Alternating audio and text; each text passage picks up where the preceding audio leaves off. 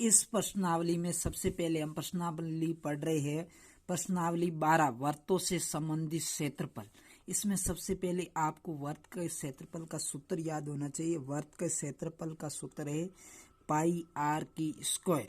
वर्त का क्षेत्रफल, क्षेत्रफल का मतलब ये हुआ कोई वर्त है, मान लो ये वर्त है, इसके अंदर वाला पूरा भाग, ये अंदर वाला पूरा भाग होता है वर्त का क्षेत्रफल, जिसका सूत्र है पाई आर की स्क्वायर। जो पाई का मान क्या होता है, इस प्रश्नावली में पाई का मान या तो 22/7 या पाई का मान 3.14 यूज करेंगे। यदि आपको प्रश्न में दे दे पाई का मान 3.14 यूज कीजिए तो आपको ये लगाना है, और आपको कुछ नहीं कहे तो अब इस मान का यूज करना है। अब वर्त के क्षेत्रफल का सूत्र हो गया पाई आर की स्क्वायर। आर त्रिज्या है, ये त्रिज्या, ये वर्त है, ये इतनी क्या होती है त्रिज्या। आपको त्रिज्या दी हुई होगी, यदि प्रश्न में त्रिज्या नहीं दी हुई है तो व्यास भी दिया हुआ हो सकता है। तो व्यास की आधी क्या होती है त्रिज्या, तो आर बराबर व्यास बटे 2। व्यास दिया हुआ हो तो उसको आधा करके हम क्या निकाल सकते हैं त्रिज्या। तो वर्त के क्षेत्रफल का सूत्र पाई आर की स्क्वायर। वर्त की परिधि, अब परिधि क्या होती है, ये बाहर वाला भाग पूरा, जैसे कोई खेत है तो ये बाहर वाला भाग, तो ये क्या होता है परिधि, जिसका सूत्र होता है 2 पाई आर। पाई का मान 22/7 भी हो सकता है, 3.14 भी हो सकता है। उसके बाद में देखिए आगे और सूत्र है, उनके बारे में देखते हैं। इसी प्रश्नावली 12 की सामान्य परिचय में कुछ और सूत्र है। एक तो आता है ये देखो त्रिज्य खंड, उसके बाद में हम पढ़ेंगे वर्त खंड के बारे में। पहले त्रिज्य खंड क्या होता है, देखिए कोई भी वर्त है, ये मान लो वर्त है, तो वर्त में ये बीच का केंद्र है। इन त्रिज्याओं से जो भी क्षेत्र बनेगा ये क्या कहलाएगा त्रिज्या खंड। इन त्रिज्या से ये बाहर वाला भी बन रहा है, त्रिज्या से देखो, ये देखो बाहर वाला भी बन रहा है। तो इसमें दो भाग बने, एक ये छोटे वाला भाग, इसे भी त्रिज्या खंड कहते हैं, और एक पीछे बड़ा वाला भाग इतना बच गया है ना, ये पीछे वाला, ये भी त्रिज्या खंड है। तो ये छोटे वाला है, इसे बोलते हैं हम लघु त्रिज्या खंड, लघु त्रिज्य खंड। और जो बड़े वाला होता है इसे बोलते हैं दीर्घ त्रिज्य खंड, दीर्घ त्रिज्य खंड।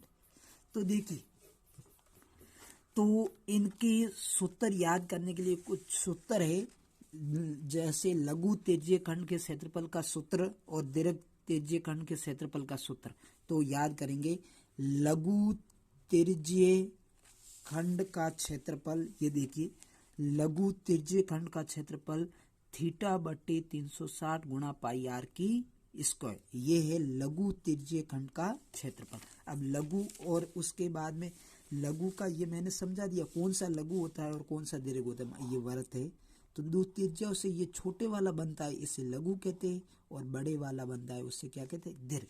तो कभी लघु त्रिज्य खंड आएगा और कभी क्या आएगा दीर्घ, और यदि कुछ नहीं आई तो आपको लघु मानना है। जैसे आगे नहीं दिया हुआ हो, केवल त्रिज्य खंड दिया हुआ हो और आगे न लघु दिया हुआ हो और न ही दीर्घ दिया हुआ, तो आपको कौन सा मानना है लघु। उसके बाद में देखिए आपको परसेंट निकालने होते हैं किसी के, मान लो आपका परीक्षा हुई 500 नंबर की और आपके नंबर आए 437, तो हम कैसे लिखते हैं 437 ऊपर नीचे 500 कुल नीचे लिखते हैं, और यहाँ किससे गुणा करवा देते 100 से।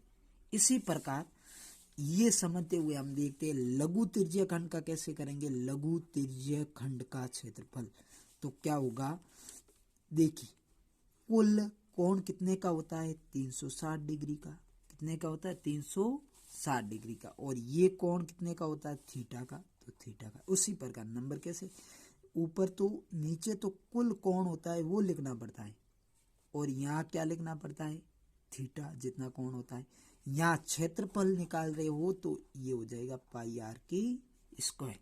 तो ये हो गया लघु त्रिज्य खंड का क्षेत्रफल। कोण है थीटा, कोण कौन सा है थीटा, और बट्टे 360, कुल कोण 360 होता है, क्षेत्रफल है तो पाई आर की स्क्वायर। अब दीर्घ त्रिज्य खंड का क्षेत्रफल, तो दीर्घ त्रिज्य खंड का देखोगे तो ये वर्त है, ये बना हुआ है, ये तो बीच वाला, ये तो लघु हो गया, ये बाहर वाला ये थीटा है तो पूरा 360 होता है, तो बाहर वाला हो जाएगा 360 माइनस थीटा, तो वो ही आएगा। यहाँ ऊपर आ जाएगा 360 माइनस थीटा, 360 माइनस थीटा बटे 360 गुणा पाई आर की स्क्वायर। वो देखिए दीर्घ त्रिज्यीय खंड का क्षेत्रफल का सूत्र हो जाएगा, यहाँ लिख देते हैं पाई नहीं 360 माइनस थीटा बट्टे 360 गुणा पाई आर की स्क्वायर। क्षेत्रफल है तो पाई आर की स्क्वायर आ जाएगा। ये दीर्घ त्रिज्यीय खंड का क्षेत्रफल का क्या हो गया सूत्र। उसके बाद में ये तो हो गया। उसके बाद में एक जीवा द्वारा बना हुआ कोण, जैसे जीवा का दो भाग कर दिए, ये छोटे वाला भाग होता है ये लघु वर्तखंड होता है। क्या होता है? लघु वर्तखंड। और ये बड़े वाला भाग होता है ये दीर्घ वर्तखंड होता है। ये बात याद रखना। उसमें देखिए त्रिज्या द्वारा बना हुआ था, ये हो गया लघु त्रिज्यीय खंड और ये हो गया दीर्घ त्रिज्यीय खंड। यहाँ एक जीवा से बनेगा सीधी लाइन से, एक होगा लघु वर्तखंड, लघु वर्तखंड, एक हो जाएगा दीर्घ वर्तखंड। ये आपको ध्यान में होना चाहिए। उसके बाद में यहाँ लघु और दीर्घ के बारे में समझ में आ गया, तो अब इनके सूत्र देख लेते हैं। देखिए कौन सा लघु है और कौन सा दीर्घ है। देखिए ये वर्त बना हुआ था, तो ये देखिए रेखा यहाँ, ये यहाँ पर रेखा, ऊपर कुछ रेखा त्रिज्यीय खंड नहीं गिरना है, ये रेखा है। तो ये नीचे वाला भाग एक अलग हो गया और इससे इस लाइन से ऊपर एक भाग और है, तो ये दो भाग है। नीचे वाले को कहेंगे लघु वर्तखंड और ऊपर वाले को हमने क्या नाम दे दिया? दीर्घ वर्तखंड। देखिए लघु वर्तखंड का क्षेत्रफल ज्ञात करने का सूत्र क्या है? लघु त्रिज्यीय खंड का क्षेत्रफल माइनस त्रिभुज का क्षेत्रफल। ये कैसे आया? देखिए ये वर्त है, ये भाग होता है लघु त्रिज्यीय खंड, लघु वर्तखंड, त्रिज्यीय खंड नहीं वर्तखंड, लघु वर्तखंड होता है। तो ये भाग निकालना है, तो हमें देखिए ये त्रिज्यीय खंड ज्ञात कर लेंगे। तो देखिए मैं बता देता हूँ एक बार, ये देखो ये वर्त है, तो ये बिंदु है, ये इस प्रकार है, ये और ये इस प्रकार है। यहाँ वाला भाग दर्शाया हुआ इसका ज्ञात करना है। तो त्रिज्यीय खंड पहले ज्ञात करेंगे। त्रिज्यीय खंड में ये ऐसे करके ये पूरा आ जाएगा। कैसे? ऐसे करके ये पूरा पूरा भाग आ जाएगा। त्रिज्यीय खंड ज्ञात करोगे तो ये पूरा साथ में आ जाएगा। उसमें से इस पूरे भाग में से ये त्रिभुज का क्षेत्रफल निकाल लोगे इस पूरे में से, तो पीछे ये भाग बच जाएगा। तो मतलब ये लघु वर्तखंड ज्ञात करना है, तो क्या करेंगे? त्रिज्यीय खंड का क्षेत्रफल ज्ञात करेंगे पूरा, और उसमें से इस त्रिभुज का क्षेत्रफल निकाल देंगे, तो हमें मिल जाएगा लघु वर्तखंड। तो देखिए लघु वर्तखंड तो इसी प्रकार ज्ञात किया है। लघु वर्तखंड का क्षेत्रफल बराबर लघु त्रिज्यीय खंड का क्षेत्रफल माइनस त्रिभुज का क्षेत्रफल। ये त्रिभुज है, त्रिभुज के क्षेत्रफल का सूत्र लगा लेना है। समकोण है तो कौन सा लगाना है, यदि समबाहु है तो कौन से लगाना है, वो आगे हम और बता देंगे। अब है दीर्घ वर्तखंड का क्षेत्रफल। ये कैसे ज्ञात करेंगे? ये देखो ये है अलग और ये अलग। यदि आप ये ज्ञात कर लोगे अभी बताया उस विधि से, तो इस पूरे वर्त के क्षेत्रफल में से ये भाग आप घटा दोगे नीचे वाला, तो इधर वाला भाग आ जाएगा, ये हो जाएगा दीर्घ वर्तखंड का क्षेत्रफल। कैसे? एक बार दोबारा सुनिए। ये पूरा वर्त है, तो पहले पूरे वर्त का क्षेत्रफल निकाल लेंगे। पूरे वर्त का क्षेत्रफल क्या होता है? पाई आर की स्क्वायर।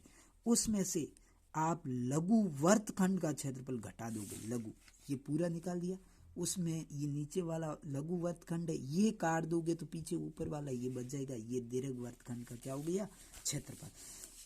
उसके बाद में एक और टॉपिक है। देखिए ये त्रिज्यीय खंड है, तो ये चाप की लंबाई कैसे ज्ञात करते? चाप की लंबाई ज्ञात करने का सूत्र, ये लघु त्रिज्यीय खंड के चाप की लंबाई, और ये बड़े वाला होता है ये दीर्घ, तो दीर्घ त्रिज्यीय खंड के चाप की लंबाई। तो ये कैसे ज्ञात करते? इनके सूत्र है, देखिए वो ये, तो ये ज्ञात करना है। ये चाप, इसके चाप की लंबाई ज्ञात करनी है, तो ये थीटा हो जाएगा, और बार वाला ले रहे हो तो 360 माइनस थीटा। लघु का पूछा है तो कैसे ज्ञात करेंगे? ये कोण है थीटा भाग पूरे कोण का दोगे 360 गुणा चाप होता है तो ये परिधि होती है 2 पाई आर, ये हो गया। तो देखिए थीटा बटे 360 गुणा 2 पाई आर। उसके बाद में एक और सूत्र है, ये बड़े वाला का दीर्घ त्रिज्यीय खंड का त्रिज्यीय खंड के चाप की लंबाई, इसका सूत्र क्या हो जाएगा, कुल कोण ऊपर वाला कोण कितने का 360 माइनस थीटा, और कुल कोण आपको पता है 360 होता है, और ये चाप याद करते हो तो ये परिधि होती है तो गुणा 2 पाई आर से कर लोगे। ये इस प्रकार ये सामान्य परिचय है, और इसी प्रकार आगे और भी वीडियो आएंगे, ये पढ़ते रहना। देखिए लघु दीर्घ में से कोई एक दे दे तो आप वृत्त के क्षेत्रफल में से घटा कर निकाल सकते हो। इधर भी आप दूसरी विधि से देखिए, यदि आपको लघु दे दे तो वृत्त के क्षेत्रफल में से आप लघु घटाकर दीर्घ निकाल सकते हो। यदि दीर्घ दे दे तो वृत्त के क्षेत्र में से दीर्घ घटा दोगे तो पीछे कितना बच जाएगा, लघु। इसी प्रकार ये वृत्त के क्षेत्रफल से संबंधित और चाप से संबंधित कुछ सूत्र थे त्रिज्यीय खंड और वृत्तखंड की, इसके बारे में अध्ययन किया। और उसके बाद में और वीडियो 12.1 प्रश्नावली और 12.2 प्रश्नावली का अध्ययन करेंगे, और 12.3 का भी अध्ययन करेंगे। और ज़्यादा और वीडियो देखने के लिए चैनल को सब्सक्राइब करें। थैंक यू, धन्यवाद।